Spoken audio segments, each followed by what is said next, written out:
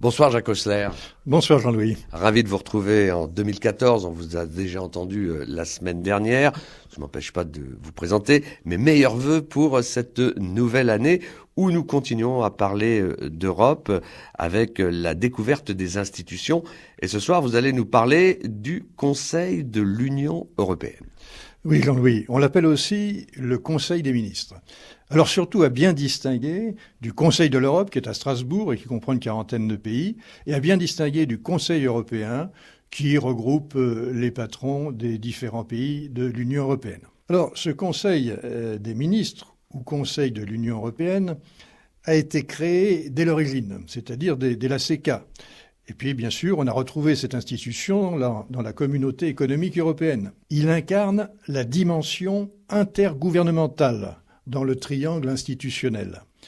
Le Parlement européen en est la dimension démocratique et la Commission européenne en est la dimension communautaire. Longtemps, en fait, jusqu'à l'élection au suffrage universel direct du Parlement européen en 1979, il a été, avec la Commission, c'était les deux complices, l'une des deux sources principales du droit européen. Alors ce soir, nous allons voir son organisation et son fonctionnement. Oui, ce soir, nous allons voir seulement son organisation. Nous verrons son fonctionnement la prochaine fois. L'organisation. Tout d'abord, sa composition. Il est constitué des représentants des États de niveau ministériel et habilités à engager leur gouvernement. Et là, je cite l'article 16 du traité de l'Union européenne. Il peut aussi se réunir en informel, mais à ce moment-là, nous sommes hors traité et ça devient une simple conférence intergouvernementale. Ce qui s'est beaucoup produit d'ailleurs pendant la crise. On trouve dans sa composition la Commission, parce que la Commission, vous le savez, a le monopole de l'initiative des directives et elle est là pour défendre ces textes qu'elle propose et écouter les objections pour en faire éventuellement des amendements qu'elle approuve. Nous y trouvons aussi le secrétariat général de ce Conseil. Alors le rôle du secrétariat général, c'est de préparer les travaux du Conseil, d'établir des relations avec les autres institutions de l'Union européenne, de formaliser les travaux et les débats et les textes et de veiller à leur exécution.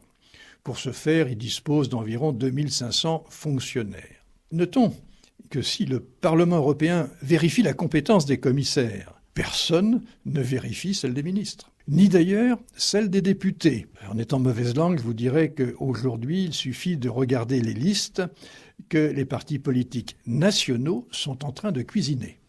Vous appelez ça de la cuisine? C'en est, donc je l'appelle comme ça. La présidence en est tournante. Elle tourne tous les 6 mois et est confiée à chacun des États de l'Union européenne. Ainsi, la Grèce préside ce Conseil depuis le 1er janvier 2014. Son rôle, c'est d'assurer la direction des travaux. Il faut mettre de l'ordre dans les 28. Elle assure aussi les relations extérieures à la communauté avec les autres pays, États-Unis, etc. Cette présidence tournante assure l'égalité entre les États, ce qui fait que, nonobstant leurs différences de dimension, eh bien, les uns puis les autres accèdent à la présidence. D'où l'attachement des petits pays, même si parfois ils rencontrent des difficultés pour assumer ces responsabilités, parce qu'ils n'ont pas toujours les hommes pour le faire. Alors quels sont les avantages de la présidence tournante? D'abord, le président apporte ses priorités propres, ce qui permet de faire avancer certains dossiers que les autres pays n'ont pas nécessairement comme priorité. Deuxième avantage aussi, c'est de faire bouger le président. Parce que bien souvent, le président, pour aboutir, accepte des concessions qu'il n'aurait pas acceptées comme simple membre. Il ne faut pas oublier ça. Alors bien sûr, il y a des inconvénients. Les inconvénients, c'est la lourdeur. Il faut transmettre tous les dossiers tous les 6 mois. Donc il existe là aussi une troïka. C'est-à-dire qu'on a la présidence en exercice, la présidence future et l'ancienne présidence. D'ailleurs, maintenant, ils présentent ensemble un programme stratégique sur 18 mois de façon à assurer une meilleure continuité. Alors, autre inconvénient, c'est les changements de priorité. Si les présidents sont du Nord, comme la Finlande, dans leur priorité, il y a les relations avec la Russie.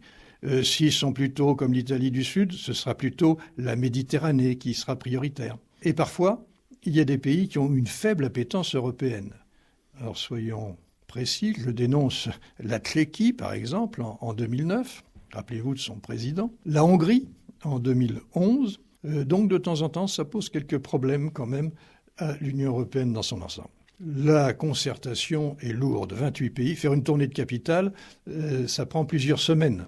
Et les ministres ont d'autres dossiers à suivre. Et à 28, il y a un anonymat dans les relations interpersonnelles, ce qui ne facilite pas les choses. Le dernier point aussi, ce sont les modifications permanentes de la composition en fonction des calendriers électoraux nationaux. Mais parfois, il y a des points positifs. Après les élections allemandes, eh bien, une fenêtre d'initiative d'environ 3 ans vient de s'ouvrir pour l'Allemagne et la France pour faire des propositions bénéfiques pour l'Union européenne. Alors j'espère que cette opportunité sera saisie par les personnes concernées. On constate que les ministres ont une double casquette. Ils ont à la fois une casquette nationale, plus importante, et une casquette européenne. En quelque sorte, ils sont des décideurs européens à temps partiel. Et il faut savoir que pour eux, les enjeux de carrière sont plutôt nationaux. Et enfin, les décideurs à Bruxelles n'assument pas toujours les décisions qu'ils prennent collectivement quand ils retournent dans leur pays. Et ils en accusent souvent la Commission européenne, qui n'a pas de pouvoir de décision. Enfin, dans la communication des ministres est compartimentée. À la sortie du Conseil, les ministres nationaux parlent aux journalistes nationaux. Les Français parlent aux Français. Les Allemands parlent aux Allemands. Il serait souhaitable qu'il y ait une communication plus générale, plus étendue. D'ailleurs, j'en profite pour parler de la disparition de Presse Europe. C'était la seule presse européenne qui existait. Et voilà qu'on la laisse disparaître à la veille des élections européennes. Ça me semble assez dramatique. Ce Conseil est à géométrie variable. Alors pourquoi ? Eh bien, la complexité des dossiers traités et la variété des dossiers traités a généré, bien sûr, la spécialisation et donc multiplié les configurations. À tel point que le Conseil européen d'Helsinki en 1999 a réduit le nombre de ces formations en les regroupant. Alors aujourd'hui, il subsiste 10 configurations. La première, la principale, la configuration historique, ce sont les affaires générales, qui sont constituées des ministres des Affaires étrangères. Et pendant des années, ces affaires générales ont assuré la cohérence des travaux de toute nature, assuré la préparation des conseils européens et suivi tous les travaux et toutes les décisions. Après les affaires générales, nous avons comme grand conseil les affaires étrangères. Et là, il faut s'y arrêter un instant parce que c'est le seul conseil des ministres qui ne soit pas présidé par la nation en charge de la présidence de l'Union européenne, mais elle est présidée par le haut représentant pour les affaires étrangères et la sécurité. Aujourd'hui, Catherine Ashton. Catherine Ashton est élue pour 5 ans. Donc, il y a une grande continuité dans cette affaire. Et j'espère que c'est la préfiguration de ce qui pourrait se produire pour d'autres configurations du Conseil des ministres. Derrière les affaires étrangères, nous avons les affaires économiques et financières, ce qu'on appelle ECOFIN. Le rôle d'ECOFIN, c'est d'assurer la coordination des politiques économiques, d'assurer aussi la coordination de l'aide financière aux pays tiers, de préparer le budget, ou encore, et c'est plus important, le cadre pluriannuel de financement. On trouve l'agriculture et la pêche, justice et affaires intérieures, compétitivité, emploi, politique sociale, santé et consommateurs, transport, télécommunications et énergie, environnement, et enfin, éducation, jeunesse, culture et sport. Alors, en conclusion de cette première partie, puisque vous reviendrez sur la suite du mode de fonctionnement de ces institutions, vous avez préféré d'ailleurs nous proposer 2 rendez-vous pour que ce soit bien clair. En conclusion de cette première partie, qu'est-ce qu'on peut dire, Jacques Osler ? Vous voyez la variété des institutions et la variété des sujets abordés. Donc ça, on souligne pour chaque pays qui travaille avec le Conseil des ministres la nécessité de coordination interministérielle nationale. En France, c'est le secrétariat général aux affaires européennes, rattaché au Premier ministre, qui est la plaque tournante de tout ce qui vient de Bruxelles et doit être diffusé au ministère, ou bien qui vient des ministères et doit être envoyé à Bruxelles. D'autre part, cette énumération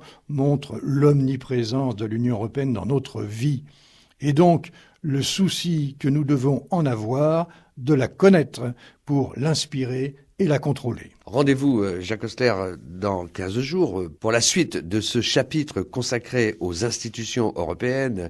Nous avons parlé du Conseil de l'Europe ou encore Conseil des ministres. Nous verrons comment, dans les faits, il fonctionne.